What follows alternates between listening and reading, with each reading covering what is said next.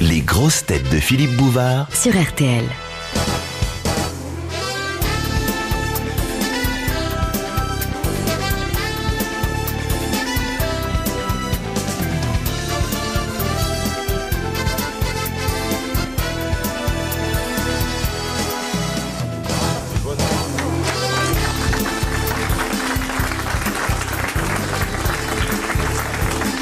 Bonjour, bienvenue, et puis dois-je vous rappeler, puisque nous sommes mercredi, qu'il n'y aura pas d'invité d'honneur, mais que, restant entre nous et naturellement avec nous, nous allons prendre la liberté et pousser l'audace jusqu'à devant vous, titiller nos 3 points G, à savoir la galéjade, la gauloiserie et la gaudriole.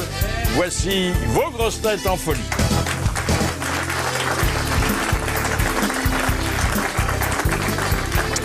Des plages de sa chère Bretagne, il rapporte généralement moins de coquillages que d'histoires salées.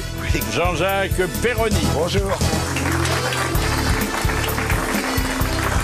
Il remplit aussi rapidement une salle de spectacle que Perroni vide une chopine. Bernard Mabille. Bonjour. On peut compter sur lui pour dire à l'invité comme il faut les mots qu'il faut ne pas dire. Vincent Perrault. Comptez sur moi. Bonjour. Par patriotisme économique, il a troqué son kyste chinois contre un furoncle bien de chez nous. Philippe Chevalier. Bonjour. Son physique lui aura au moins épargné de jouer les vieux beaux. Jacques Balutin. Bonjour. Alors, nos confrères de Charlie Hebdo ont établi la raison pour laquelle François Hollande avait passé 11 heures au Salon de l'Agriculture. Ah oui. Oui. J'aime bien les bêtes. Alors, voilà, il y a un dessin qui, d'ailleurs, a dû être réalisé pendant la visite présidentielle. Il s'est approché d'une vache et puis, selon la tradition chiracienne, il a mis sa main sur la croupe. La croupe s'est ouverte, puis elle s'est refermée. Et comme il avait le doigt coincé, il a dû attendre que les services de sécurité... Alors, les amours torrides et pseudo-littéraires de Madame Yacu avec DSK. Alors, oui. Vous savez que c'était le Nouvel Obs qui s'était assuré la publication des bonnes pages du bouquin. Et oui. Alors là aussi, ils ont une explication à Charlie. C'est que le propriétaire et fondateur de l'hebdomadaire est fabricant de bidets. Ah ben oui, c'est vrai. Il ne doit plus fabriquer grand-chose parce qu'on n'en trouve plus, des bidets. Enfin, il est dans la faïence, je crois. Donc c'est une histoire de cul de vrai qu'il y en a plus et c'est pas grave. Alors naturellement, la femme de chambre guinéenne du Sofitel de New York s'est précipitée sur le bouquin. On lui a fait une traduction. Et on lui a demandé ensuite ce qu'elle en pensait et elle a dit qu'elle était extrêmement choquée et elle a dit de DSK, tel qu'il était dépeint dans le livre, « Je suis triste parce que à moi, il n'a jamais dit les mots qu'il a dit à Marcella. » Voilà, c'est vrai que... Mais il n'est pas resté assez longtemps avec elle. Non, Ouais. non, attendez. En 7 minutes, vous ne pouvez pas dire grand-chose quand même. Pensez que quand il l'a recroisé après dans le couloir, il lui a même pas dit au plaisir. Bah oui. Il l'a même pas reconnu. Quelle ingratitude. Ah oui. Et puis alors, Benoît XVI a droit à son petit coup de mitre. C'est une contrepétrie, ça, non? Non, c'est tiens ta mitre à 2 mains, mon cousin. Eh oui. Mon cousin. On le voit, bon, il est bien dessiné, il est dans sa maison de retraite. Il est allé dans sa chambre et puis les pensionnaires parlent de lui. Il dit, bon, il est sympa, mais enfin, il peut pas dire un seul mot sans le répéter ensuite en 56 langues. C'est la déformation professionnelle. Et puis alors, pour la première fois, on découvre l'existence d'une Madame XVI. Ah. Oui. Ah bon? Alors, Alors, Madame 16, elle n'est pas contente, hein, parce que bon, elle le voit plus qu'elle ne l'a jamais vu, et elle dit, ah ben j'espère qu'il va reprendre une activité l'année prochaine. Ça, c'est les féminèmes. Vous avez vu, là, les fémènes. Les fémènes. Ouais, les fémènes, alors c'est le mouvement féministe. Hein. Les seins nus. C'est les belles filles, hein. Généralement, de très belles filles, pas coincées, Non. pas un peu exhibitionnistes, mais pour la bonne cause. Pas frileuses. Non, pas frileuses. Non. On va pas les blâmer. Hein. Ben, elles ont leur devise, elles ont leurs leaders, qui sont souvent des très jolies filles, hein, mais pas très bien coiffées. Hein. Un peu Regardez hirsutes. plus haut la photo, Philippe. Oui. Oui. Et la devise, c'est le point G existe, mais dans la gueule. Elles sont mauvaises. Enfin, mauvaise. Est-ce que les machos sont bons? Non, Oui, bien bon. sûr que si. Non, mais bien elles sûr sont un que peu si. teigneuses quand même. Hein. Oui, Elles oui, sont oui. belles. Hein. Et maintenant, c'est le coup de sang. Et le coup de sang de Philippe Chevalier. Oh là là. Ne l'encouragez pas. Vaut mieux applaudir avant. Alors, à en croire les magazines féminins, l'été approche à grands pas. Eh oui déjà. Et qu'est-ce qu'on fait en été? On fait des rencontres amoureuses. Eh oui, l'amour et le sexe, y a que ça de vrai.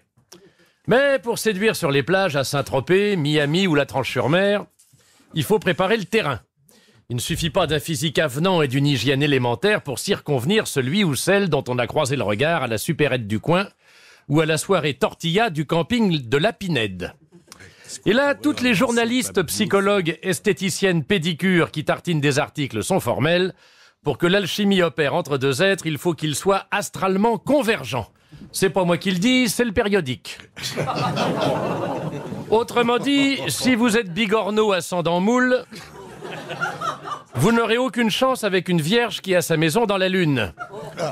Qui que vous soyez, que vous ayez coupé vos poils de nez, que vos dents carriées soient planquées dans le fond, ou que vous ayez rempli votre livret A, si vous n'êtes pas compatible avec la salope en string qui va se baigner en vous disant bonjour avec ses fesses, ça n'est même pas la peine.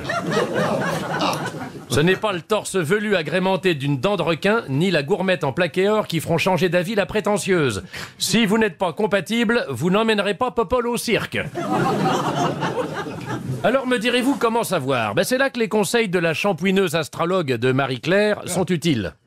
Faites d'abord un test pour vous situer vous-même en introduisant dans votre profil des éléments d'astrologie occidentale, mais aussi chinoise, tibétaine, voire celte ou berbère. Essayez de savoir par exemple quel est votre arbre. En fonction de votre date de naissance et du jour anniversaire de la première dentelette de votre beau-frère, vous saurez auquel vous êtes affilié. Êtes-vous chêne, pin, saule, arbousier, rosier de Corinthe ou baobab? À quel fruit de la forêt appartenez-vous? Pomme de pin, gland, girole des marécages? Sur le terrain d'opération, faut pas perdre de temps. La personne de votre choix doit être en mesure de définir ses caractéristiques astrales. Combien de fois a-t-on assisté à des rencontres perdues d'avance, où un pin parasol ascendant rosier dans l'astrologie tamoule n'aurait pas pu aller bien loin avec un pingouin ascendant morue en astrologie celtique? Et que dire en revanche dans l'astrologie berrichonne, très en vogue à Saint-Germain-des-Prés depuis le dernier salon de l'agriculture, de l'admirable osmose entre l'aubépine de cheval et le champignon des marais. Quoi qu'il en soit, si au bout d'un certain temps, la femme de vos rêves de vacances est toujours allongée auprès de vous sur le sable, c'est que vous êtes astralement compatible. Et là, pas de quartier. Elle est mouche ascendant perruche avec la lune dans le bélier. Montrez-lui que vous êtes éléphant ascendant cochon. Susurrez-lui à l'oreille que vous aimez bourrer le bélier et vous passerez de bonnes vacances. Merci. Ah, bourrer le bélier, ça nous rappelle de bons souvenirs. Hein. C'était Laurent Gérard et Jean-Jacques Perroni. Ouais. Alors, bon, on rit avec ça, mais finalement, 9 personnes sur 10 que vous rencontrez et que vous connaissez pas vous demandent quel est votre signe astral. Ah oui. Et on répond très sérieusement, parce que généralement, même si on n'y croit pas, on le connaît. Et généralement, la personne à qui vous avez révélé votre signe astral vous dit « Ah, c'est un bon signe ». Elle ne vous dit jamais que c'est mauvais. Je sais pas si c'est toujours bon signe, mais... Je suis poisson. C'est-à-dire que c'est le liquide qui me maintient et la queue qui me dirige. Ah oui. Moi, cancer. Vierge. Ascendant vierge. Ah oui. Ça se voit pas, hein, Moi, je suis Capricorne. Lion ascendant lion. Gémeaux, Gémeaux. Ah oui, c'est pas forcément un cadeau, je vous le fais pas dire. C'est bien, ça, dis donc, c'est une belle magnifique. crinière. C'est le plus beau signe. Moi, je suis Sagittaire et après l'avoir précisé, j'ajoute toujours avant de s'en servir. Ce qui fait pas toujours rire d'ailleurs. La cerise sur le gâteau, généralement, je vais la chercher dans la presse internationale, dans les dépêches qui sont tombées. Et là, c'est dans le courrier que je reçois rue Bayard pour le compte des grosses têtes que je l'ai trouvé. Alors, c'est un auditeur de Mérignac qui a mis au point, grâce aux grosses têtes et avec leur collaboration totalement involontaire, une blague qu'il fait sur la route. Parce que son métier l'oblige à parcourir des kilomètres sur les autoroutes. Alors, le jour où, recevant un invité d'honneur, nous lui demandons de choisir le traitement qui lui sera réservé, et où il choisit la garde à vue, alors, on va vous rappeler le jingle qu'on déclenche à ce moment-là. Bon, vous avez bien entendu. Oui. Alors, qu'est-ce qu'il fait, notre auditeur de Mérignac? Il met sa radio à fond et il baisse sa vitre. Bon, comme généralement, il y a pas mal de monde sur l'autoroute, il se met à la hauteur d'autres voitures et les autres voitures pensent qu'elles sont poursuivies par une voiture de police. Et alors là, c'est l'embouteillage, ils se garent sur le bas-côté ou bien ils accélèrent et ils foutent le bordel sur l'autoroute.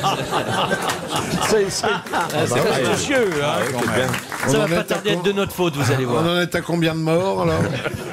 Alors, le classement des milliardaires, on dit que c'est la crise, on dit que c'est la précarité, on dit que c'est la misère. Ils n'ont jamais été aussi nombreux. Oui, c'est vrai. Bon. Ils sont quand même là, 1206, c'est-à-dire ils sont 50 de plus que l'année dernière. Et notamment la pauvre Lady Gaga, c'est-à-dire Madame Bettencourt, qui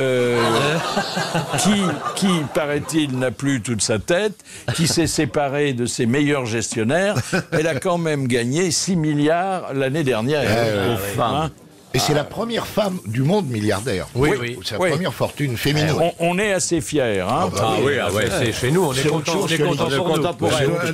C'est autre chose que l'équipe de water-polo. Ah ouais. Elle doit avoir un nouveau client qui lui achète beaucoup de teinture, non? Ah oui, peut-être, oui. Oui, mais... Et puis alors, après les milliardaires, les infortunés. Alors les infortunés, ils sont d'origine politique. Il y a d'abord Ségolène Royal. Alors elle est revenue, elle ne cesse de ressasser. Elle est revenue sur les raisons de son échec à la présidentielle de 2007. Et elle a trouvé une raison sémantique, comme on dit. C'est-à-dire, c'est des mots qui l'ont tué. On a dit, et c'est toujours les journalistes qui sont des méchants, des mesquins, on a dit qu'elle avait proféré quelques bourdes. Et ensuite, presque immédiatement, on a trouvé la rime en disant « elle est gourde ». Et donc, c'est parce qu'on a dit qu'elle faisait des bourdes et qu'on l'a tenue pour une gourde, ce qu'elle n'est pas d'ailleurs, qu'elle a été battue. Voilà. Et puis des nouvelles, alors toujours dans les infortunés de la politique, de François Bayrou. Oh merde. Il est très très occupé. tant mieux. Il se partage toujours entre sa province et Paris. Oui. Il a des réunions très importantes avec Marielle de Sarnez. Ah bah oui. Il est persuadé qu'il détient la vérité. Et d'ailleurs, il va sortir un livre qui s'intitule « De la vérité en politique ». Ah bah oui. Ça, c'est alors, bien. on va passer sûrement un bon moment. Oui. Ça va pas nous faire du gros tirage. Il va y avoir des pages blanches. Non, mais ce sera pratique pour allumer la cheminée, pour tout ça. Non, mais c'est fou, c'est un gros vendeur. Hein. Ce type qui a tout raté, qui continue à y croire et à donner des leçons. Non, mais ce qui est encore pire, c'est pourquoi on lui demande encore son avis. Mais on lui demande pas son avis. Il le donne. On va le voir quand on a envie de rigoler. Quoi. Il est sur toutes les radios, toutes les télés pour rien dire. Ah bah de temps en temps, vous savez, depuis que Jacques Lang a pris ses distances avec la politique, ou la politique a pris ses distances avec Jacques Lang, quand on n'a pas d'invité le matin, on ne sait plus qui faire venir. Bah oui. Et Bayrou, il est toujours disponible. Il pourrait faire midi les zouzous, comme ça il ferait bouger ses oreilles, ça amuserait les gosses. Ça, c'est le stage de formation pour les grillins. les Grillini, pardon. Les Grillini? Ce sont les disciples de l'ex-comique italien. Alors, excusez du peu, il a quand même 154 députés à l'Assemblée et 102 sénateurs au Sénat. Et il a fait 25% quand même. 25%. Et c'est lui qui va faire l'arbitrage. Hein. Bon, il faut quand même former des gens qui, comme lui, sont des néophytes en politique. Alors, ils font des stages de démocratie. Ils leur apprennent d'abord les mots, ensuite ce que les mots veulent dire. Non, mais rigolez pas. Bon, Je rigole pas, c'est nerveux. On est quand même bien obligé de se marrer un peu aussi. moi, j'ai vu des photos. Alors, bon, ils n'ont pas l'air rigolos du tout, les comiques, d'abord. Ah, oui. Et d'ailleurs, le comique en chef, il faisait plus de spectacles depuis 5 ans. Hein. Oui. Ouais. Il se prépare à exercer le pouvoir. Alors, on leur explique comment ils devront se conduire, les avantages qu'éventuellement ils auront, et surtout les avantages qu'ils devront promettre à ceux qui les ont élus. Alors là, il y a un programme, attendez. C'est le bonheur. Oh là là, nous, on peut aller se rhabiller. Ah oui, Alors, d'abord, accès gratuit à certains restaurants, au transport public et à certains spectacles, entièrement gratuits. Ensuite, des allocations pour les week-ends et les vacances. Des camping-cars. Alors ça, c'est peut-être une idée de Jean-Marc Ayrault. Des camping-cars qui seront offerts aux familles nombreuses. Oh, dis donc. C'est bien, il a un bon programme. Grillini. Grillini. Il n'y a pas un slip propre. Et par 1000 euros semaine à faire de par- salaire mensuel quand même. Oui, 1000 euros pour tout le monde. C'est quand même pas mal. Et alors, pendant ce temps-là, l'UMP, alors là, c'est chez nous, hein, Oui, ça est là. forme Il ces y en a jeunes qu'un seul. militants. Et elle forme ces jeunes militants en leur enseignant une danse. Tiens. Alors, c'est fait pour libérer les énergies juvéniles. Alors, c'est Ça très s'appelle la simple. branlette. Oui. Non. Non, mais c'est une branlette mimée. Oui. Enfin, C'est oui. un- Alors, oui, il faut quand même le dire parce qu'il y a une arrière-pensée sexuelle. Et on les réunit sur une piste de danse. On leur envoie une musique percutante. Ils se déhanchent, ils font n'importe quoi. Et puis, dans les dernières minutes, ils miment l'acte sexuel. Vous voyez, j'étais pas loin. Oui, mais c'est peut-être pour dire. On va vous baiser. Voilà. Et ben voilà. On est arrivé à la même conclusion. Un invité surprise pour évoquer une nouvelle option au bac. Bonjour Fabrice Verdier. Bonjour. Alors vous êtes député PS et vous avez eu avec un député de l'opposition, hein? Oui, un député UMP, Jean-Charles Togourdeau, oui, effectivement. Vous avez eu une belle idée, c'est d'ajouter à toutes les options qui existent pour les futurs bacheliers. Et alors, je rappelle que ces dernières années, on en a inventé de nouvelles. Hein. Il y en a beaucoup. Hein. Il y a la danse, notamment, qui est une option. Il y a la danse, il y a les arts plastiques, il y a la cuisine, il y a les langues, différentes langues étrangères. Donc, il y a Le jardinage, non? proposé, le jardinage, je ne crois pas, quand même. On n'en est pas arrivé là. Il y a beaucoup d'options proposées, effectivement, au bac, qui permettent de grappiller quelques points pour Alors obtenir... la vôtre nous paraît surtout dans le climat de crise actuel comme la plus intéressante puisqu'elle concerne la création d'entreprises. Ça, c'est intéressant. Est-ce que les lycéens qui sont concernés au premier chef mordent à l'hameçon? Pour le moment, je ne peux pas savoir s'ils mordent à la maçon, parce qu'il faut déjà faire accepter l'idée par l'éducation nationale. Parce que j'ai noté que déjà le Mais principal... vous avez fait peut-être un sondage, une étude? Non, c'est un rapport qu'on a présenté la semaine dernière à l'Assemblée nationale qui réfléchissait sur la création d'entreprises et comment améliorer les dispositifs publics de soutien. Et parmi les propositions, on fait celle de créer une option création d'entreprise de façon tout simplement à améliorer la culture économique des lycéens et des Français. Après, on va faire une proposition dans le cadre de la loi sur la refondation de l'école d'amendement pour justement intégrer cette option et puis essayer de convaincre les syndicats enseignants et l'éducation nationale surtout de l'opportunité de faire une telle Oh, mais option. Monsieur Payon, il aime bien les nouveautés. Hein. Il va y avoir évidemment des matières incontournables qui seront, j'imagine, la gestion, l'économie, le droit social. Le droit social, sociales, les ressources humaines, le commerce, L'exil fiscal. de marché. C'est vraiment... Et alors, monsieur le député, sur quoi ça va déboucher une fois qu'on aura le bac? Parce que on a souvent dit, et ça date pas de mai dernier, on a souvent dit qu'on pouvait créer une entreprise en 24 ou en 48 heures. Et puis quand on regarde comment ça se passe dans la réalité, il faut beaucoup plus de temps et on a plus de difficultés, hein. Ça va surtout déboucher sur un autre regard de ceux qui vont faire la France demain par rapport à l'entreprise. On a beaucoup de gens qui créent leur entreprise, mais on a aussi beaucoup de jeunes, c'est un sondage qu'a d'ailleurs fait réaliser la Cour des comptes auprès des jeunes, qui ont peur de l'échec. Et nous, on considère qu'il y a des échecs utiles, et créer son entreprise, même si elle débouche sur un échec, ça peut servir pour les expériences suivantes. Donc, Oui, ça remonte le moral. Oui. il n'y aura pas un diplôme chef d'entreprise, il y aura une option qui permettra à des jeunes... Mais attendez, répondez à ma question, monsieur le député. Combien de temps faut-il pour créer son entreprise? Il peut falloir 48 heures, effectivement, dans le système des auto-entrepreneurs, ou sinon, très franchement, c'est pas très compliqué aujourd'hui de créer son entreprise. Ce qui est compliqué, c'est d'arriver à capter les différentes aides, de voir les bons interlocuteurs, d'être accompagné dans ce développement. Là, je reconnais que c'est un maquis un peu inextricable, c'est ça qu'on veut améliorer. Mais administrativement, créer une entreprise aujourd'hui en France, c'est pas plus compliqué que dans les autres pays européens. Ah, vaut mieux être un auto-entrepreneur qu'un jeune chômeur, hein. Ça dépend si vous arrivez à vivre de votre auto-entreprise. Non, ce qui est certain, c'est que beaucoup de jeunes, et de moins jeunes d'ailleurs, ont de bonnes idées. Mais après, pour évoluer dans le maquis juridique, administratif, réglementaire, c'est vraiment très compliqué. Merci, monsieur le député. Merci beaucoup. Merci à vous. Si on était plus jeune, on créerait notre entreprise, hein. Une petite entreprise où on dirait du mal des gens systématiquement. Bon, ça marcherait bien, ça. Ça marcherait bien, ça, hein. Où on raconterait des histoires. On va penser à ça. Un petit claque. Alors, de bonnes nouvelles des princes et des princesses. Alors, chaque semaine, il y a un prince qui, avant de monter sur le trône, a réussi à monter sur une dame. Ah, vous avez lu ça dans Point de Vulve? Oui. Et on apprend que tous deux ont trouvé le bonheur, moi, ce qui me réjouit, bien que je les connaisse pas personnellement. Mais on se rend compte qu'ils épousent de moins en moins des princesses et de plus en plus des bergères.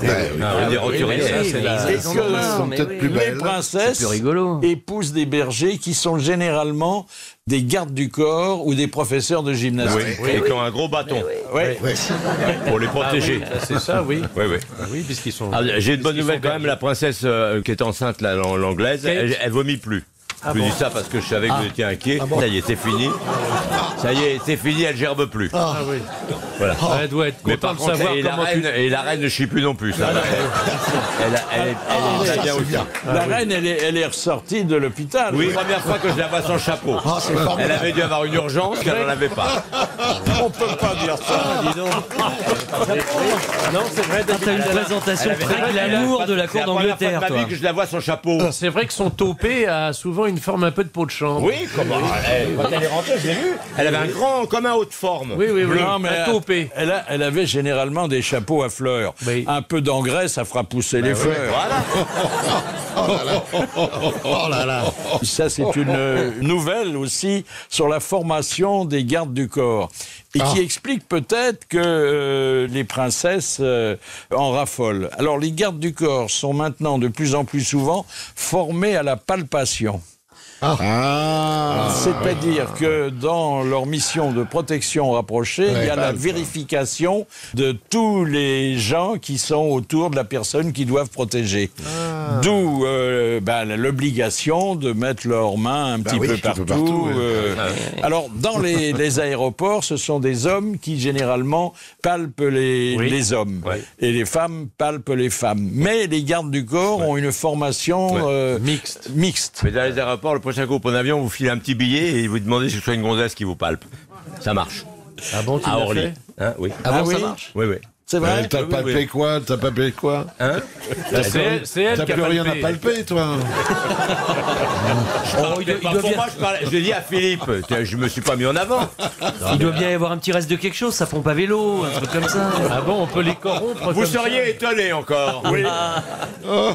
Merci Philippe. Moi qui écoutez-les, les deux, ai là. connu le détail des cols que vous avez escaladés, Voilà. je dois pas dire tous. que Oui, vous seriez Casanova étonné. peut aller se rhabiller. Voilà. Et maintenant, l'auditrice d'honneur. Voilà, c'est Sophie Lemoin. Oui. Qui peut le moins, peut le plus. Voilà. Bonjour Sophie. Bonjour. Et Sophie, elle est épicière. Hein. Oui. Faut que j'aille vous voir parce qu'il faut que je change mes lentilles. Alors, c'est un métier qui tend à disparaître si on tient une petite épicerie. Hein. Non, je pense Non. pas. Non. C'est-à-dire une épicerie de proximité, comme on disait. Hein. Dans Mais un les village. grandes surfaces vous ont pas pris des clients? C'est moi qui ai pris les leurs. Ah, bien. Vous êtes dans un village? Oui. Ah oui. Un grand bourg. 1200 habitants. Ah bah 1200, on peut vivre. Ils veulent plus prendre leur bagnole pour aller dans les grands machins. Voilà. Et ils sont pas Oui, cons. c'est bien. Non, mais là, c'est important parce que, bon, c'est vous qui assurez la gazette locale. Hein. Vous connaissez tout le monde vous connaît. Et ça, c'est irremplaçable. Hein. Et je vais vous faire entendre quelque chose qui nous a toujours réjouis. C'est une histoire d'épicière. Mais alors, la prenez pas pour vous, hein, parce que c'est une histoire que racontait Roger Pierre. Et à propos d'une épicerie qui, contrairement à la vôtre, n'était pas très bien tenue. Madame Bédavido, c'était une épicière qui était au bout de la rue Princesse Charlotte, là, à Monte-Carlo, oui. Une épicerie, les vitres sales. Personne n'entrait, que quelques habitués des années 20. Et il y avait une dame avec un gros chignon comme ça, habillée un peu comme Pauline Carton. Elle était une vieille dame. Elle avait des mitaines. Alors Daricole arrivait, souvent avec Daricole, souvent avec Francis Blanc, avec Jean Carmet, et parfois avec moi ou avec Jean-Marc Thibault. Oh, Francis Blanche, mon petit client. Voilà, madame, on vient de Paris parce que on voudrait faire quelques achats dans votre épicerie. Dites donc, c'est mal tenu. Mais j'ai pas le temps de nettoyer, vous savez. Mais quand même, vous avez vos carreaux, on voit rien à travers. Enfin, on a réussi à voir que vous avez encore des pâtes ivoire et carrées. Ah oui, regardez. Oh, voilà ce qu'on cherche. Des belles pâtes comme ça, des boîtes bien moisies, avec du jaune. Voilà, ça c'est beau. Là, ça c'est des gâteaux. Oui, c'est des gâteaux. Oui, mais dites donc, il y a plein de chiures de mouches. Oui, mais là, on n'a pas ça à Paris. On n'a pas ça. Alors, les gâteaux, vous savez. Alors, madame, dans votre grand bol, là, ce sont des... pour faire les soupes. Oui, ce sont des bouillons. Bouillons liébides et cubes. Ah, tu vois, Dari, c'est ça. Toi, bien mou comme ça. Ça, tu vois, ils ont au moins 10 ans. Vous... Oh, non, ils sont tout frais. Allez-vous taire, menteuse. Allez, les bouillons. Ah, ils faisaient un paquet comme ça chacun. Ah, on trouve rien à Paris. C'est vrai, madame. Allez, au revoir, mes chéris. Une bise. Il tournait le coin de la rue, puis il y avait un égout. Elle était toute dedans. Il disait à la dame, à la semaine prochaine, je vous attends. Bien pourri, hein. Bon, hein, c'est parce que on avait ça dans la sonothèque, fallait l'aérer un peu, mais ça n'a absolument aucun rapport avec votre boutique dont tout le monde dit qu'elle est propre, bien tenue et avec des produits impeccables. Sauf que vous n'avez pas eu de problème, vous, avec la viande de cheval. Ben non, vous n'en vendez pas. Hein. Non. Pas de lasagne. Je vends de plus en plus de lasagne. Comme quoi, voilà. Parce qu'il y a une région qui aime le cheval. Voilà. Surtout qu'avec les légumes, il n'y a pas de problème. Hein. Non.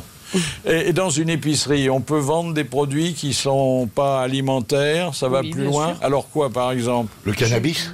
Non. Je fais la presse, les vêtements, les cadeaux. C'est de l'épicerie, les vêtements.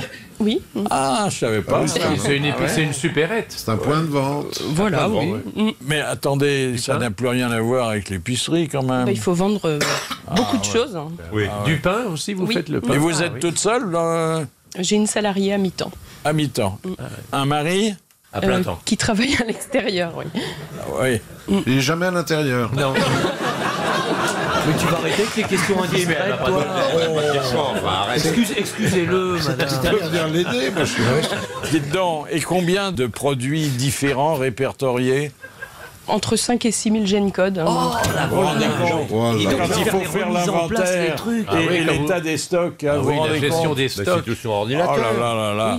Eh bien, écoutez, on vous admire beaucoup et on vous applaudit. D'ailleurs, vous l'avez bien mérité en vous remettant votre diplôme d'auditrice d'honneur. Merci Sophie, merci beaucoup.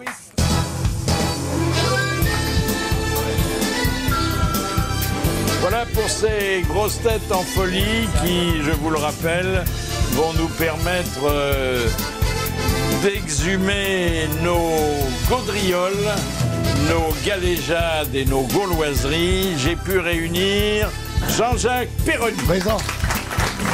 Bernard Mabille. Présent. Vincent Perrault. Présent. Philippe Chevalier. Et Jacques Bellou. Présent. Alors, première question de confiance. Où vous approvisionnez-vous? En blague? Bah, il y en a de moins en moins, je Il y en trouve, a des pas beaucoup. raconteurs C'est de blagues. C'est des hein. périodes. C'est des périodes. Oui, les commerçants un peu, enfin pas chez madame, mais... Ouais. Moi, j'ai un Et copain encore va savoir. Il y a un Il y a copain peut-être des qui bonnes voyage blagues dans son beaucoup et qui me épicerie. téléphone de Toulouse en me disant j'en ai une bonne. Il m'a téléphoné hier. Elle était bonne, elle était bonne Oui, elle est bien. C'est une dame, elle vient d'accoucher, on lui pose son bébé sur le ventre et elle fait que tu es beau, mais que tu es beau. Oh, que tu es beau. Oh, quand je pense qu'il y a 9 mois, j'ai failli t'avaler. Il m'a appelé de Toulouse. Ah bah elle est bien. Elle est bien. Alors, au bistrot, on en raconte aussi. Hein. Ah oui, bien sûr, au bistrot. Mais beaucoup plus en province qu'à Paris maintenant. Quels sont vos classiques? J'imagine qu'il y a des histoires que vous racontez depuis le début, qui font pas toujours rire d'ailleurs, mais auxquelles vous tenez. Ben, c'est la bonne femme qui va acheter un bidet. Et elle choisit son bidet, je prends celui-là, très bien. Et avec ça, madame, avec ça, je vais me laver le cul. Oui. Ah ben moi, la première histoire que j'ai racontée était une histoire de bidet. Et c'est la dame qui a un problème de vidange à son bidet. Alors elle téléphone à un plombier, le plombier il vient, il est barbu, il se penche sur la vidange, il se prend la barbe dedans et il dit « ouille » et elle lui dit « vous voyez comme c'est désagréable ». Ah, c'est court, précis, efficace. Elle fait toujours rire celle-là. Ah oui, elle est drôle. On l'a raconté déjà. Hein. Oui, alors il faut pas qu'elle dure trop longtemps. Non, mais parce que comme les gens la connaissent par cœur. Oui, mais c'est comme les poils, faut pas que ce soit trop long non plus. Il faut couper. Quelle blague racontez-vous depuis votre enfance? Moi, j'aime, pas depuis mon enfance, mais j'aime bien l'histoire de la déchirure. La pauvre fille qui a une déchirure au coude. Alors, elle va voir le médecin, elle dit docteur, j'ai mal au coude, j'ai une déchirure. Ah bon, alors déshabillez-vous. Alors, elle enlève son tricot. Elle dit non, mettez-vous complètement nu. Elle dit écoutez, docteur, c'est au coude. Non, mettez-vous nu. Étonnez, je connais mon métier, je suis médecin. Bon, alors la bonne femme, elle est à poil, elle dit mettez-vous à 4 pattes. Bon, enfin, docteur, j'ai mal au coude, j'ai une déchirure au coude. Alors, faites ce que je vous dis. Le gars, alors la pauvre fille, elle est à 4 pattes, tremblotante. Le gars est derrière elle. Il se met aussi à 4 pattes, il sort son machin, il lui en fout un bon coup dans le derjos. Elle hurle. Et là, le gars se relève très digne, il dit voyez, madame, ça, c'est une déchirure. Ce que vous avez au coude, là, c'est une tendinite.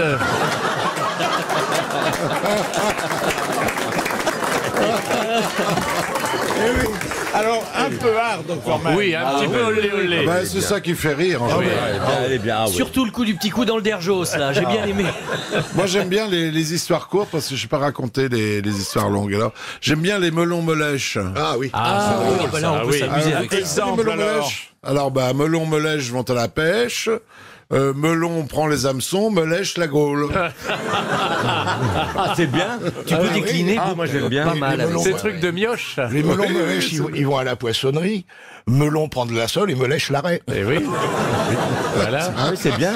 C'est drôle ça. Oui, c'est comme les monsieur madame. Ouais. En fait, Oui. hein, c'est ça, monsieur et madame bien sucés ont un fils. Humphrey bien sucé, vous voyez. Ça, c'était les à peu près de Carlos. Et Carlos a été un de nos grands raconteurs d'histoire. Nous avons retrouvé, en fait, on n'a pas eu de mal parce que ça fait partie de nos classiques, on a retrouvé l'histoire d'un amour fou raconté par Carlos. C'est une femme très belle. qui est amoureuse d'un homme relativement beau aussi, dans une petite ville de province où tout se sait, où tout se voit. Elle est la femme d'un homme politique, lui est un chirurgien de la clinique la plus connue, et ils s'aiment beaucoup, ils se voient qu'aux réunions du rallye, des choses comme ça, des clubs qui existent, bon. Et puis ils s'aiment, ils se voient furtivement. Et à un moment, elle dit, écoute, c'est pas possible, tu me manques tellement, on n'a pas le droit d'afficher notre amour dans nous, donc il y a qu'une solution. Pour qu'on soit tranquille, il faut que je sois dans ta clinique. Oui, faut que tu m'opères. Il dit, je veux bien, mais de quoi? Je sais pas, j'ai fait semblant d'avoir mal au ventre, t'es opéré de l'appendicite. Oh, il dit non, il est pas... mais tu me fais une toute petite cicatrice, t'enlèves rien. Oh, puis il finit par céder parce que lui aussi est fou d'elle, il a besoin d'elle, de son corps, de la voir, de la posséder, de la voir plus que 5 minutes dans une porte cochère ou dans une voiture. Alors il l'a fait rentrer à la clinique, alors il fait semblant de l'opérer, et il y a 8 jours, il y a des petites complications, et pendant 15 jours, vas-y pépère, donc dans 5 minutes, il arrive, c'est le bonheur, et les hurlements et tout, chambre capitonnée bien sûr, enfin ça hurle, et puis à un moment, elle doit sortir de l'hôpital, elle sort, la pauvre femme, et puis elle est tellement amoureuse, elle a tellement vécu une expérience sur lui dans cette clinique, elle dit, chérie, faut que tu me réopères un peu. Il dit, de quoi? Il dit, je sais pas, je peux avoir le cancer du doigt. Mais non, monsieur, existe. Il dit, je m'en sers pas de ce petit doigt, vas-y, et puis au bout d'un certain temps, allez hop, il a fait rentrer, cancer du doigt, diagnostic, c'est la sommité médicale, hop, il lui coupe le petit doigt, et ça se passe très bien pendant un mois, et puis elle sort, et puis, coupe-moi l'autre doigt, non, si, voilà, boum, un an de bonheur avec 1 doigt, 2 doigts, 3 doigts, la main, même chose pour les jambes. Au bout de 5 ans de bonheur total, de joie, de partie infâme dans cette clinique qui n'est plus qu'un espèce de lupanard sanglant. Il n'y a plus qu'un tronc, elle a juste la tête, et puis elle a plus de jambes, plus de bras. Il lui dit, chérie, faudra qu'on fasse attention. Il dit, merde, ton mari se doute de quelque chose. Il dit, non, mais je pense que la sécurité sociale commence à se douter de quelque chose. Belle histoire. Magnifique. Bien raconté, quoi. Vous vous souvenez de l'histoire du pauvre type qui n'a qu'une tête? Il a pas de corps, il a juste une tête, qui est bien faite d'ailleurs. Et alors on fête son anniversaire, tous ses copains sont autour de lui, on apporte une grosse boîte, il l'ouvre et il dit « Oh, encore un chapeau !» Ça me rappelle le gars c'est qu'une tête, lui aussi, une tête, un petit gosse. Alors il se fait foutre de sa gueule, bien sûr, à l'école. On le met sur le trou de l'encrier pour pas qu'il roule, vous voyez, il est pas comme les autres, le pauvre gamin.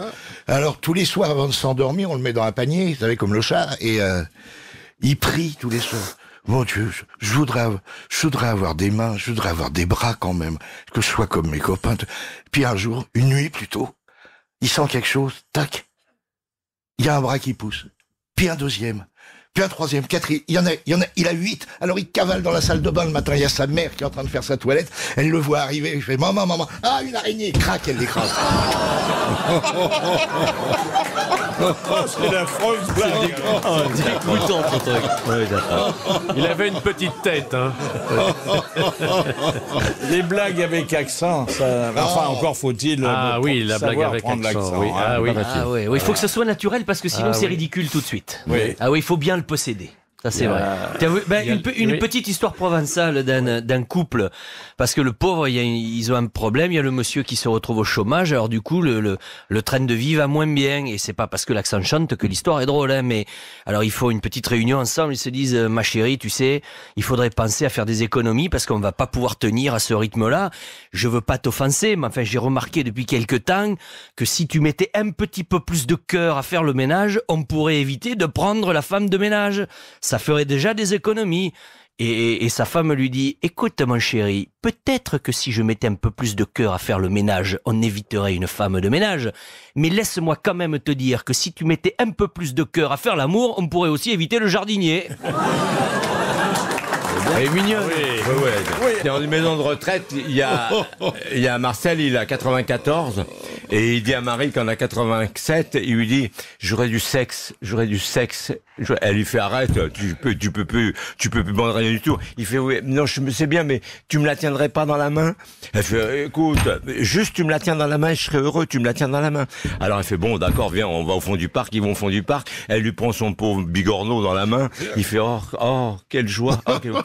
Et puis, ils prennent l'habitude de faire ça tous les jours, ils se mettent au fond du parc, et puis elle lui tient son bigorneau, il est heureux. Et un jour, il vient pas. Alors elle a un peu peur, elle le cherche partout. D'un seul coup, qu'est-ce qu'elle voit au bord de la piscine? Elle voit son Marcel avec une jeune de 78 qui lui tient son machin dans la main.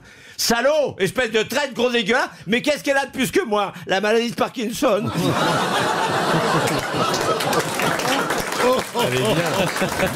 Non, mais avec l'augmentation de l'espérance de vie, il y a une augmentation des blagues sur les amours de seniors. Oui. Et moi, celle que je préfère, ce sont les deux vieux qui ont un âge que je ne peux pas préciser, parce que ça risquerait d'être le mien, et qui s'activent. Enfin, ils s'activent. Le vieux a beaucoup de mal, et puis, au bout d'un moment, il pousse un cri de triomphe, et il dit à la vieille, « Je crois que ça rentre !» Et elle lui dit, « De ton côté peut-être, mais pas du mien. »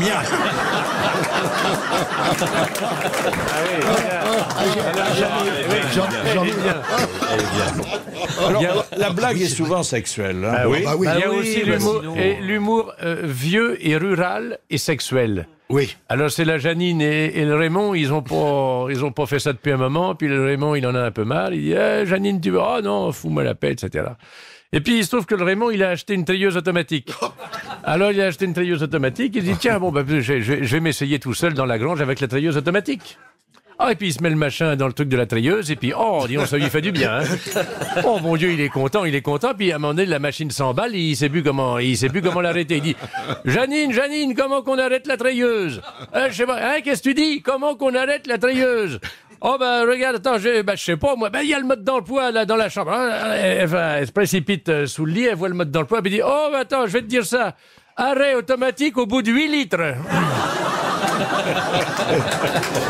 Mais dis donc, toi c'est la Janine, mais moi j'en ai une, c'est une copine à la Janine, c'est la Germaine qui habite juste à côté de l'épicerie à la Sophie, là, tu sais, dans la petite ville bien sympa. Et puis un matin ça sonne, ça tape à la porte, elle va ouvrir, elle dit bonjour le gamin, c'est un gamin qui arrive avec des dossiers, un stylo, un crayon. Elle dit t'es qui toi? Elle dit ah ben moi madame, tu peux m'appeler Janine si tu veux. Hein. Oui, ah bah très bien, bonjour Janine. Et t'es qui alors? Ben moi je suis l'employé du recensement et j'ai quelques questions à vous poser, chère madame. Oh, j'ai pas bien le temps, mais enfin, dis toujours, mon gamin, vas-y. Et dit, j'aimerais que vous m'en disiez un petit peu plus et que vous me donniez votre avis sur l'habitat urbain, s'il vous plaît. Oh, écoute, je peux te dire que l'habitat urbain, je sais pas trop, mais l'habitat Léon, elle me va très bien. Hein, j'en avais une dans le milieu rural aussi, c'est pendant les moissons, il fait une chaleur torride. Oh, et le vieux, il dit, j'allais un peu, je suis en âge, je vais aller prendre une douche. Alors, il va se foutre au fond du champ, il y a un jet d'eau qui traîne, alors il prend le jet d'eau, il se fout à poil, et puis il a une érection, alors il gueule. Marie, viens donc là, je bande la Marie, viens donc là. Quoi? Je bande. Et profite pour le laver ce qu'il y a en dessous.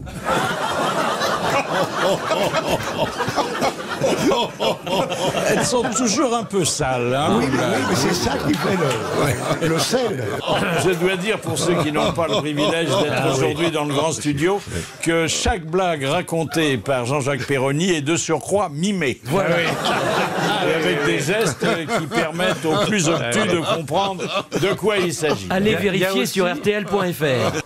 Il y avait aussi celle que racontait le pauvre Carrette, qui était un grand acteur, un grand second rôle, comme on disait, qui avait les derniers temps, il avait repris quelques vigueurs, et alors, quand sa femme était à la cuisine et lui dans la chambre, il lui était arrivé de l'appeler en disant Fernande, parce que comme dans la chanson de Brassens, elle se prénommait Fernande.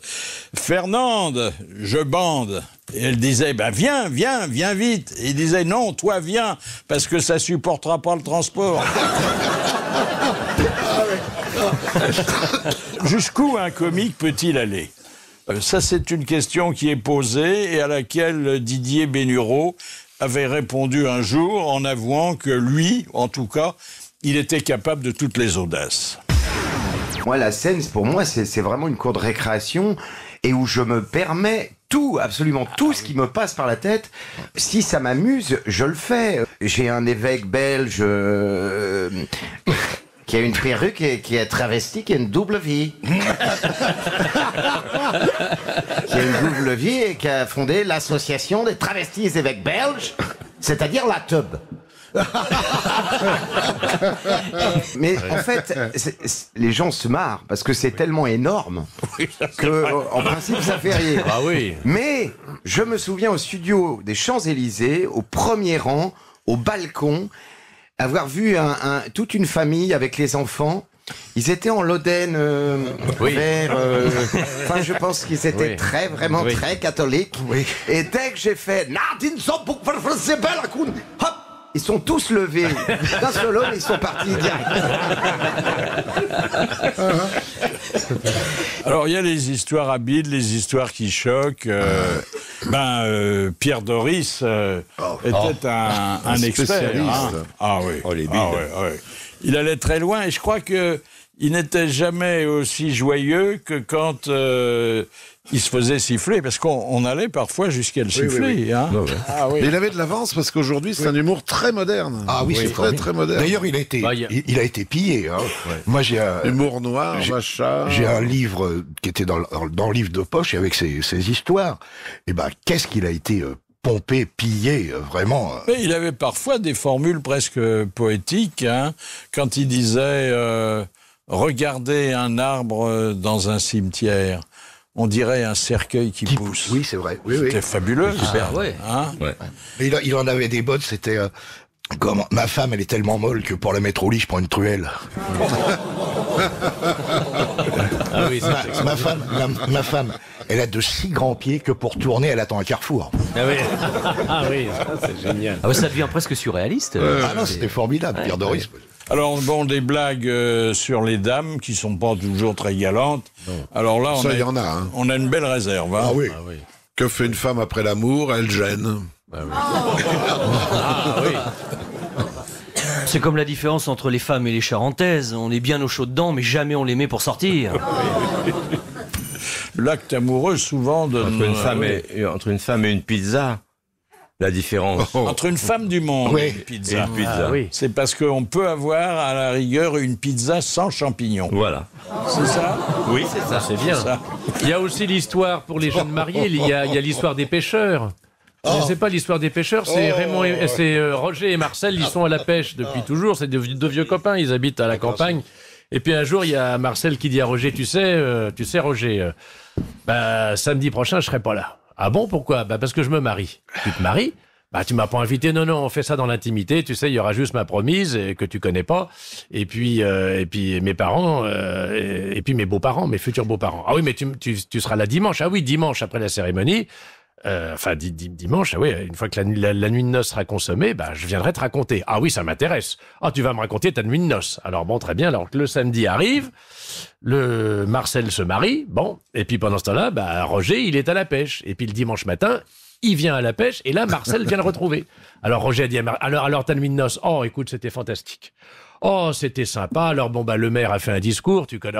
Ça je sais bien. Oui, après on est allé déjeuner à tel endroit. Ah oui, c'était sympa. Ah oui, on a très bien mangé. On a pris des huiles. Oui, d'accord. Mais après, il y a eu on a fait une balade. Il faisait beau hier. Ah oui, c'était bien. Oui. Et puis après, on a pris un petit apéritif. Ah oui, non mais moi, ce qui m'intéresse, c'est la nuit de noces. Oh attends, on est d'abord allé dîner au Cheval Blanc. Mais oui, mais je m'en fous. Raconte-moi ta nuit de noces. Alors Marcel dit, ma nuit de noces, tu veux savoir comment ça s'est passé? Oh écoute, ça, c'était pas ce qu'il y avait de mieux, parce que, en fait, c'est mal tombé. Je l'avais pas, elle avait ses histoires. Ah, t'as rien? Non, j'ai rien fait. Pourquoi t'es pas passé par la porte de derrière?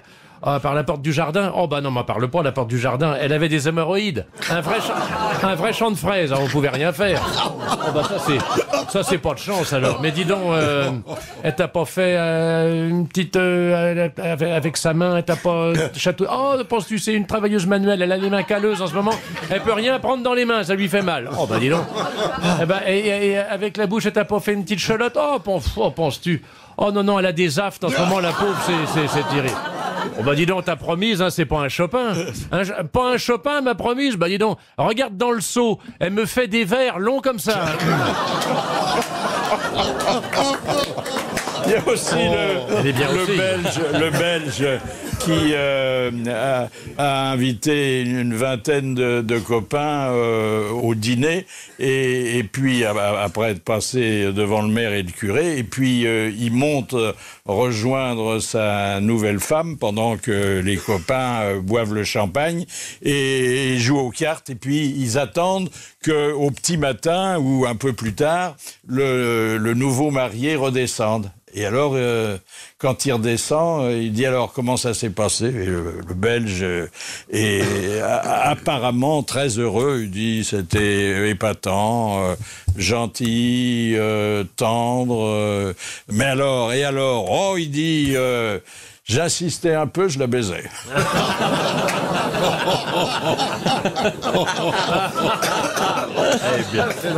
Elle est drôle. Alors maintenant, Jacques Martin. Jacques Martin qui avait accusé de provocation son cher et vieux complice Jean-Yann. Et alors à Brive-la-Gaillarde, il y avait un gala. En vedette, il y avait Dalida. C'est vous dire que c'est pas récent. C'est vrai d'ailleurs. En américaine, il y avait Jean-Yann. Il s'amène avec son orgue et il dit... Je vais commencer par une jolie chanson. C'est con la République. Le maire se lève et se tire. Il se dit bon. Il dit je vais vous chanter une deuxième chanson. Il faut laver Maria. Pof, les catholiques se barrent. Enfin, chanter, vite dit. Hein. Et en bout d'argument, il dit voici ma troisième chanson. C'est tous des cons à la Légion. Là, il y a un mec qui fait à moi la Légion. Il y a un régiment qui tombe dessus. Il se tire. Il fait 20 km. Il se planque dans un restaurant. Il commence à se taper une omelette. Tout d'un coup, il va arriver 4 légionnaires qui disent vous auriez pas vu un petit brin qu'on cherche? Il a fini son omelette sous la table. Alors, comment réagissez-vous quand la bonne histoire se révèle une histoire à bide? Ça dépend avec elle. Philippe en a une merveilleuse qui va raconter. Celui qui veut apprendre l'anglais? Oui, parce que c'est la plus grande histoire à bide qu'on connaisse depuis quelques années. Ah oui, puis c'est un bide à chaque fois. Et on va se refaire un bide tranquille. Il va la raconter, lui, parce que c'est ça. C'est son histoire. Moi, j'en ai une à bide, c'est deux blondes qui sont à vélo sur une route et elles roulent. Et d'un seul coup, au milieu d'un champ, elle voit deux blondes dans une barque en train de ramer. Elle fait, tu vois, c'est à cause de connes comme ça qu'on nous prend pour des abrutis. Regarde, là, moi, ces deux abrutis, regarde-les. Tu vois, je saurais nager, j'aurais leur foutre 2 tartes dans la gueule. Voilà, bide. Dans le genre à bide, alors, c'est les deux blondes qui sont sur elles longent un canal. Et de l'autre côté, il y a deux blondes aussi qui longent. Alors elles vont pour se croiser, évidemment. Et il y a une des blondes qui fait « On fait comment pour y aller de l'autre côté ?» Et l'autre lui répond « Vous y êtes déjà ?» d'habitude, elle fait un bide. Ah, mais elle est jolie, celle-là. Les blondes, elles font souvent des bides. Ton histoire anglaise, Philippe. C'est un gars qui est pas très riche qui veut apprendre à parler anglais. Alors il se renseigne et puis il voit cours Berlitz, 5000 € pendant 3 mois. Il dit oh là là, ça me coûte trop cher. Après il va méthode linguaphone, 1000 € pour apprendre l'anglais en 1 mois, ça me fait trop cher, etc. Donc il laisse tomber l'idée d'apprendre l'anglais. Et puis un jour il voit une petite annonce dans un journal chez un commerçant. Apprenez l'anglais en 3 jours, 10 €. Oh, il se dit ça, alors là, je vais y aller. Alors, il n'y a pas de numéro de téléphone, il y a juste une adresse. Alors, il va, c'est dans une espèce de banlieue un peu éloignée, il va là-bas après le turbin, et puis il fait froid, c'est l'hiver, c'est pas chaud, c'est derrière une barre de HLM, il y a une espèce de petite masure, pas très avenante, alors il y va. Et puis l'électricité, un peu, la lampe vacille un peu, il voit pas très clair, il voit quand même des boîtes aux lettres, puis il voit rien, mais il y a rien de marqué. Il avait juste l'adresse avec le nom de la rue. Et puis il voit quand même sur une boîte aux lettres une espèce de petite étiquette que mettent les écoliers sur leur cahier. Et puis il y a marqué Angle, A-N-G-L. Oh, il dit ça doit être là. Il voit 2e étage. Alors il monte les 2 étages. Et puis là, il arrive sur un palier. Puis sur le palier, c'est pareil. Il y a 3 portes. Il ne sait pas à laquelle sonner. Puis c'est pareil. Il voit ce même petit bout d'étiquette à une des portes. Alors il décide de sonner. Bon, manque de bol, la sonnette marche pas. Alors il frappe. Il tape, il dit, oh là, quand même, je me suis tapé tout ça pour pas grand-chose, mais enfin, bon, ça vaut peut-être le coup. Et puis, il tape, personne ne répond, il s'apprête à partir, il quitte le palier, il reprend l'escalier, à ce moment-là, hop, la porte s'ouvre. Il voit un jeune gars, il a l'air très sympathique, alors, très avenant, alors il retourne vers lui et lui dit, oh, excusez-moi, monsieur, c'est pas là qu'on apprend l'anglais en 3 jours pour 10 €? Et le type lui dit, if, between. Vous voyez, c'est-à-dire que c'est un beau bide, hein, ça, quand même. Oui, c'est un beau bide, c'est-à-dire que...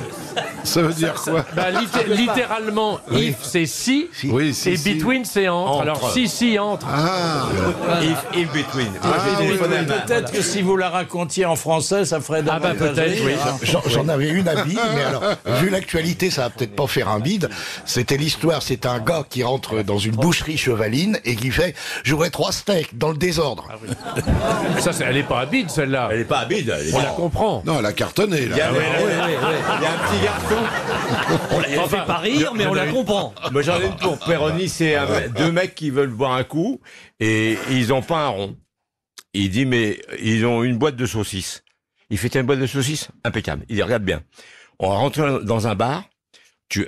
Moi, je vais me mettre la saucisse, tu vas te foutre à 4 pattes, et le mec, tu viens Bon, alors il rentre dans un bar, 2 scotch énormes, il prend 2 scotch, le mec met sa saucisse, se met à 4 pattes, et le patron, bande de dégueulasses, foutez-moi le camp, ordure, dehors, pas ça chez moi. Ils sortent, et il fait, t'as vu? Oui, d'accord. Et ils font un bar, ils font 2 bars, ils font 3. Et au 9e bar, ils sont bourrés, mais bourrés comme un, et le mec, le premier, il fait, écoute, on va arrêter parce que, à force comme ça, j'ai mal aux genoux, j'en peux plus. Il fait, oui, non, t'as raison, on va arrêter parce qu'en plus j'ai perdu la saucisse après le 5e bar. Ça, c'est pas une histoire à vide. C'est pas une histoire à vide. Alors, il y a aussi les histoires marseillaises. Et les histoires marseillaises, eh bien, il y a un livre qui vient de sortir et qui en raconte de savoureuses, de surprenantes. C'est celui de l'ancien président de l'OM, Pape Diouf. Bonjour, Pape Diouf. Oui, bonjour. Alors, dites donc, vous réglez vos comptes, là, hein? Écoutez, je pense que voir le livre de cette manière, c'est faire fausse route. Parler d'histoire marseillaise, c'est forcer aussi les termes et jouer la facilité. C'est davantage d'une autobiographie dont il s'agit. Faire une autobiographie, quand on a été l'ancien président de l'OM, c'est nécessairement et forcément parler un peu de l'OM. Mais il ne s'agit pas seulement que de ça. Non. Alors bon, c'était la transition, si vous voulez. C'est un livre sérieux, bien sûr. Et d'ailleurs, vous mettez les pendules à l'heure à propos du ballon rond avec le titre du livre quand vous dites « c'est plus qu'un jeu ». Oui, je crois que le football, si vous voulez, est quand même une activité humaine qui aujourd'hui a pris une importance capitale au sein de la société. Et souvent, me semble-t-il parfois à tort, on veut faire du football une activité exemplaire dans une société qui, elle, ne l'est pas du tout. Voilà ce qui peut-être m'a amené à choisir un peu ce titre-là, mais je crois que vous n'avez pas tort d'insister peut-être sur cet aspect-là. Alors bon, vous avez eu quand même quelques années de bonheur, parce que un grand club, beaucoup d'adhérents, des joueurs prestigieux, des bons résultats aussi, hein? Oui, on a eu, vous savez, moi, la présidence que j'ai opérée pendant 5 années, cette présidence a servi d'abord à restaurer, si vous voulez, les finances d'un club qui était au plus mal, puisque quand je suis arrivé, il y avait plus de 35 millions d'euros de déficit. Et quand j'ai quitté le club, j'ai quand même laissé dans les caisses plus de 40 millions. Mais en même temps aussi, j'avais restauré, si vous voulez, sportivement l'équipe, puisque je l'ai laissé qualifier en Champions League. Donc oui, c'était là des satisfactions quand même dont je peux me prévaloir aujourd'hui. Alors malheureusement, ben un président de club, c'est comme un président de la République. Il arrive un moment où son mandat s'achève. Hein. C'est vrai que le rapprochement est très élogieux. Je n'ai pas cette prétention. Disons simplement que être président de l'Olympique de Marseille est une tâche très difficile, et je le dis d'entrée en disant qu'au moment où on y met le pied, il faut déjà songer au moment où on part. Je dirais pour ma part que la durée de vie d'un président à l'OM jusqu'ici était de 2 ans, 2 ans et demi. Je suis quand même resté 5 ans. Je n'ai pas été chassé, si vous voulez, par une fronde populaire, ni par des mauvais résultats. Je n'ai pas non plus été poussé dehors par des casseroles judiciaires. Donc, j'ai, oui, c'est vrai, de quoi me prévaloir de quelques satisfactions. Il y en a eu des présidents, et souvent des célèbres, Bernard Tapie en tête, hein, qui sont restés parfois, c'est vrai, moins que vous, et qui donnent l'impression de ne s'être jamais consolé d'avoir quitté l'OM. Moi, en tout cas, ça n'a pas été mon cas. Je pense qu'à un moment donné dans la vie, il faut savoir tourner les pages.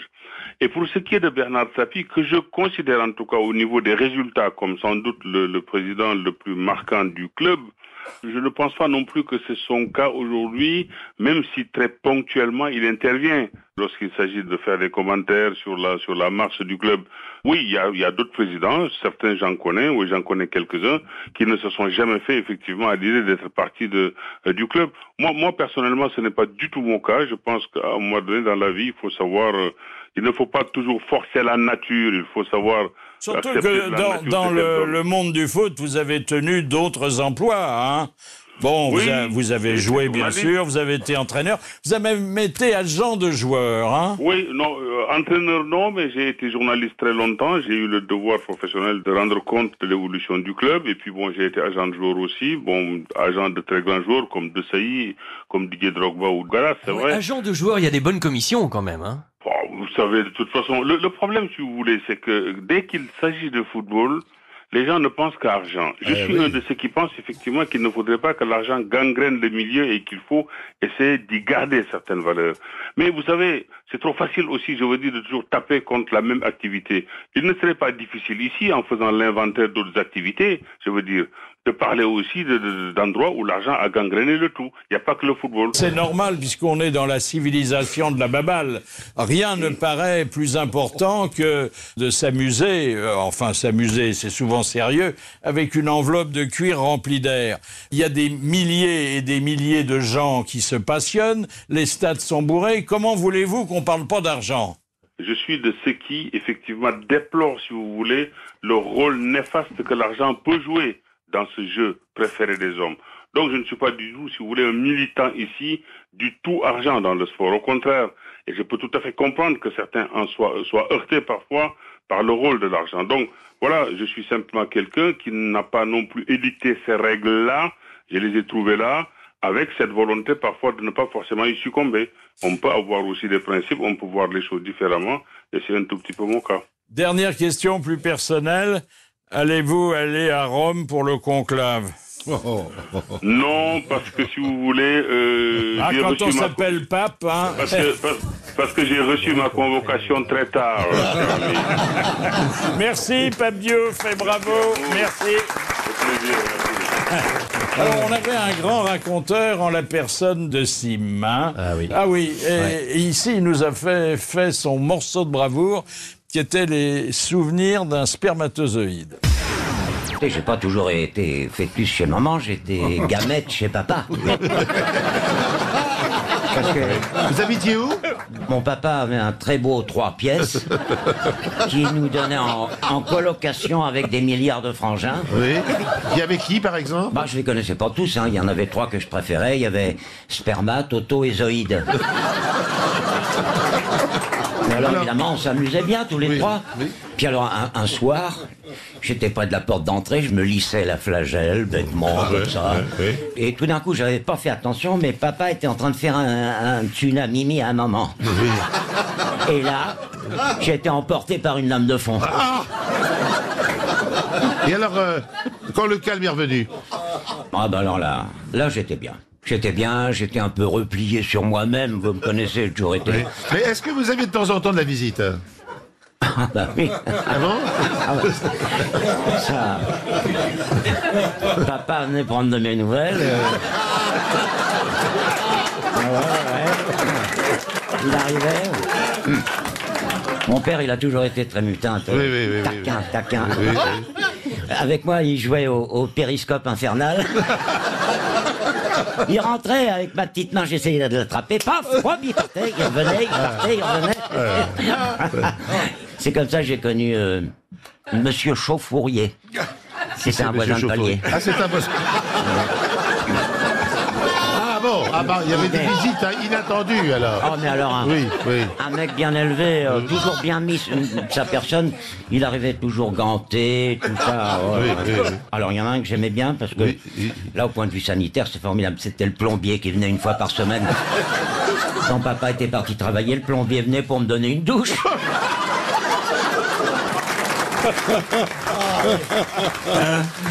C'est bien. Il avait bien mené son affaire. Alors bon, on est intarissable sur ces petites histoires qui tournent toujours autour du sexe. Hein, toujours. Il n'y a que ça de vrai. Il n'y a que ça de vrai. Bah oui. Il n'y a que ça qui fait rire. Elles ont fini leur service, l'avion est rangé, tout a payé, ils commencent à dormir, les gens, ils font « Oh, ça va, on s'ennuie un peu, oui. » Et il y en a une qui fait « je vais aller voir en queue s'il y a des têtes nouvelles. » Et l'autre, elle fait « je vais faire l'inverse. »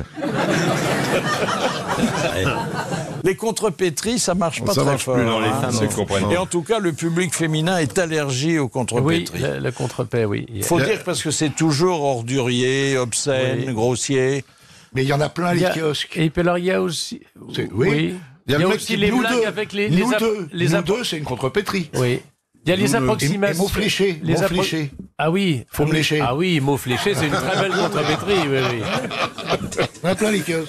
Il y a les trucs un peu tirés par les cheveux aussi, avec une vague référence. Par exemple, moi, si je dis je vais faire pipi, je rajoute toujours reine d'Égypte. Oui.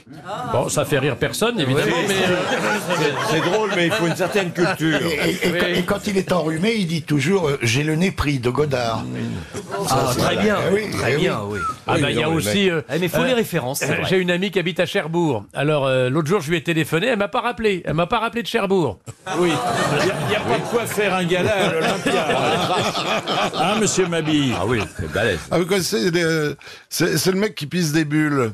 Non. Il va voir le docteur, et le docteur analyse, il lui dit, mais vous pissez du champagne. Alors l'autre, il est content, il rentre chez lui, il dit, chérie, je pisse du champagne. Alors la fille dit, on va chercher 2 flûtes. Il dit, non, une seule, toi tu boiras à la bouteille. Elle est bien. Elle est bien. Elle est bien. Elle est magnifique. Elle est bien.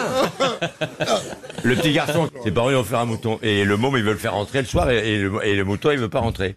Et son père, il dit, je vais le pousser. Il fait, non, papa, regarde, c'est rien du tout. Il va chercher une casserole d'eau. Et il lui verse la casserole d'eau sur la tête.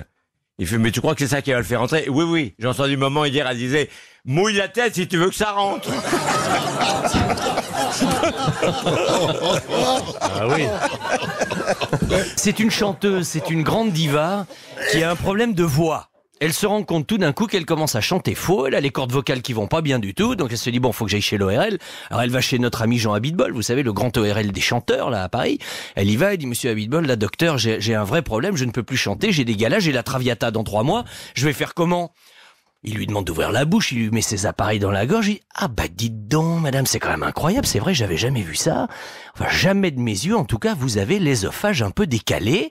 Il s'est légèrement décalé sur la gauche. Ça, c'est quand même un truc assez rare, mais... » Alors elle commence à avoir peur en disant « Ça y est, ma carrière est finie. » Non, madame, ne vous inquiétez pas. Je vais faire une toute petite opération la semaine prochaine, c'est pas grave, ça se remet très très bien, et je vais vous recentrer tout ça. Vous ne parlez pas pendant 3-4 jours, et après vous verrez, ça ira mieux, vous ferez vos vocalises et il n'y aura plus de problème. Il lui fait l'opération, il lui recentre l'œsophage bien au milieu comme ça, et puis au bout de quelques jours, elle revient voir Abitbol, elle lui dit « Oh docteur, vous m'avez sauvé la vie comme d'habitude, vous êtes le meilleur, c'est formidable, je rechante, je multiplie les galas, tout va bien. En revanche, j'ai un petit truc un peu étonnant, mais alors depuis que vous m'avez fait ça, j'ai chaud. Mais alors j'ai chaud, j'ai des bouffées de chaleur, mais vous n'imaginez même pas. Mais c'est tout à fait normal, lui dit Abitbol, lui dit écoutez, vous aviez l'œsophage un peu décalé, je l'ai recentré, vous me dites que vous avez chaud, mais c'est parce que je vous ai remis l'œsophage central. Ah, d'accord. Ah, écoutez. Ah oui, c'est bien. T'as bien fait de prévenir. Ouais. Je vais vous raconter l'histoire du jeune homosexuel qui a une angine. Donc, il a mal à la gorge, il va voir un médecin, il ouvre la bouche, vous avez une angine, c'est rien du tout. Alors voilà. Ils fait 3 petits suppositoires maintenant, vous en mettez un ce soir, un demain matin, un demain soir, c'est fini. Non, je peux pas. J'ai jamais mis de suppositoire. Il fait arrêtez. Je sais pas. Il fait ça se met pas par la bouche, ça se met de l'autre côté. Bon, il va chercher sa boîte de suppositoire. Il arrive chez lui, il se déshabille et puis il a une grande glace tout le long de sa baignoire. Il essaye, il se voit mal, il arrive pas. Ah, ça énerve. Et il prend un miroir à main, il le pose par terre et là il se met à cheval au-dessus du miroir et là il voit bien son petit trou du cul. Donc il prend son suppositoire et à ce moment-là il prend une érection d'enfer et il fait mais arrête idiote, c'est papa. C'est pour vous. C'est une blague fétiche des grosses têtes. C'est pour vous. Ah oui. Moi, j'ai une histoire, mais elle est méridionale. Ces 3 Marseillais sur le port de Marseille, ils sont là, ils boivent un pastisson. Il y en a un, il dit, moi, ma femme, elle est tellement belle que j'ai offert une Porsche. Et avec cette Porsche, elle monte à 100 en 6 secondes. Et l'autre, il dit, moi, ma femme, elle est tellement belle que j'ai offert une Ferrari. Et elle monte à 120 en 3 secondes. Et l'autre, il dit, moi, ma femme, elle est tellement belle qu'avec ce que je lui ai offert, elle est à 150 en 1 seconde. Ah bon, qu'est-ce que tu lui as offert? Une balance.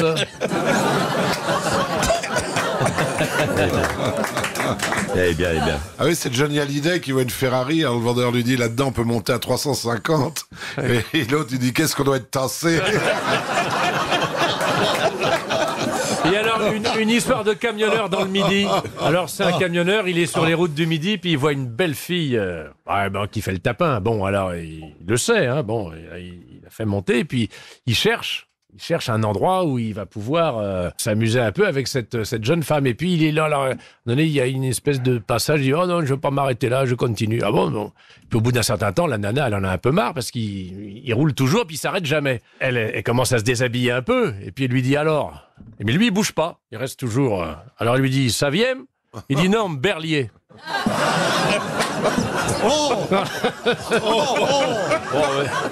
Ce sont des marques qui n'existent plus depuis tellement longtemps. Et on n'a pas raconté l'histoire belge. Vous savez pourquoi les Belges, quand ils toussent, ils mettent pas la main devant la bouche? Non. Parce qu'ils savent que ça les empêche pas de tousser. Ah oui, elle est bien. Et le Belge, il avait dit à ses potes, il fait « Oh, la vache, t'as refait tout ton salon.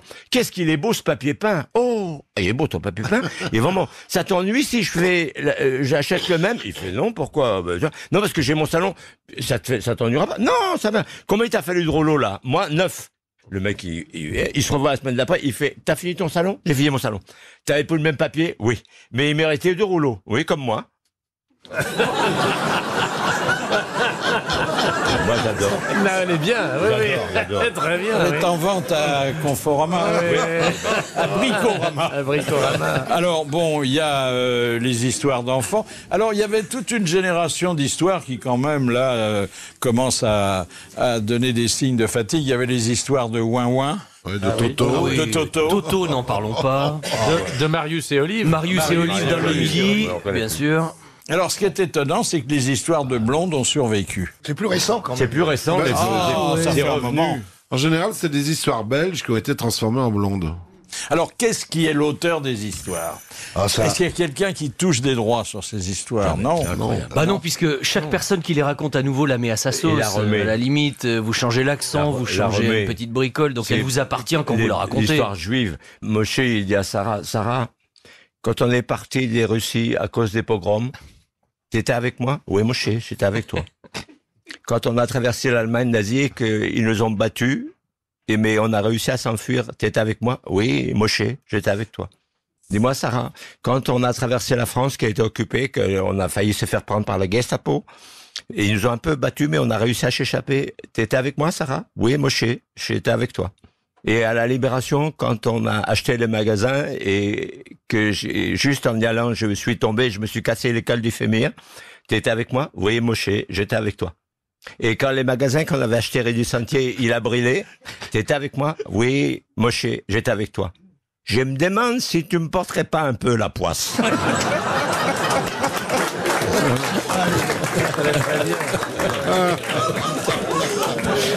Les blagues juives, elles sont belles. Elles sont belles. Il est en train de mourir, Moshe. Et il fait « Samuel, mon fils, tu es là ?»« Oui, papa, je suis là. »« Abraham, mon fils, tu es là ?»« Oui, papa, je suis là. »« Sarah, ma fille, tu es là ?»« Oui. »« Maman, tu es là ?»« Oui, Moshe, je suis là. Moi, ton époux, je suis là. »« Alors, qui c'est qui garde le magasin ?» Non, dans le genre comme ça, c'est le même Moshe. Je sais pas bien faire l'accent. Et Moshe qui est en train il est en train d'agoniser. Alors, il appelle son fils, il fait Samuel, c'est pas la bonne odeur de tarte aux pommes que je sens là, que ta mère elle a l'habitude de faire. Si, va lui demander une part, s'il te plaît. Le mot mi part, puis il revient. Elle est où ma part? Maman, elle a dit que c'était pour après l'enterrement. Il y avait une très belle qui est à New York. Il y a un petit noir, il veut pouvoir s'acheter un vélo et ça coûte tellement cher. Et un jour, il y a un de ses copains qui est portier à l'hôtel, d'un très très grand hôtel à Manhattan. Il lui dit, écoute, il y a un car de rabbin qui va arriver, je te le laisse pour toi. Tu leur fais tout ce que tu peux et ils vont bien te donner un pourboire. Et bon, le môme, il s'occupe des rabbins, il va chercher les cigarettes, il va chercher à boire, il va chercher à boire. Et le surlendemain, le quart de rabbin part et donc lui, il se met à la porte et le premier rabbin passe et il lui dit tu sais que j'ai l'air remarqué que tu es bien occupé de nous? Et il monte dans le car. Le deuxième rabbin dit, tu sais que j'aimerais avoir un fils comme toi, qu'il est gentil comme ça, et il monte dans le car. Le troisième fait, tu sais, je vais te dire, on a tous vu que tu es un petit garçon formidable, et il monte dans le car. Et comme ça jusqu'au 4. Et le dernier, il fait, et voilà. Alors je vais te dire, Nous avons tous vu que tu es le plus gentil garçon de la terre. Nous avons tous fait une quête et nous avons trouvé cet argent et nous te le donnons. Et le monde fait. Je vais vous dire, vous n'avez pas tué le Christ, il est mort d'angoisse. La dernière histoire, elle est rituelle. Et celle-là, elle est envoyée par un auditeur, une auditrice. Cette fois, c'est Madame Dupré de l'Homme et elle a demandé, c'est son vœu être exaucé, que son histoire soit racontée par Bernard Mabille. Alors le médecin a fait s'allonger sa cliente sur la table de gynécologie. Il lui a dit d'écarter les cuisses. Il s'affaire dans l'entrejambe de la dame. Et tout d'un coup, on l'entend qui siffle entre ses dents. Waouh, j'ai jamais vu un trou pareil. Ça donne le vertige, ça me donne le vertige, ça me donne le vertige. Bon, ça va, j'ai compris, dit la bonne femme. Pas la peine de répéter. Et le gars réplique, je répète rien, c'est l'écho.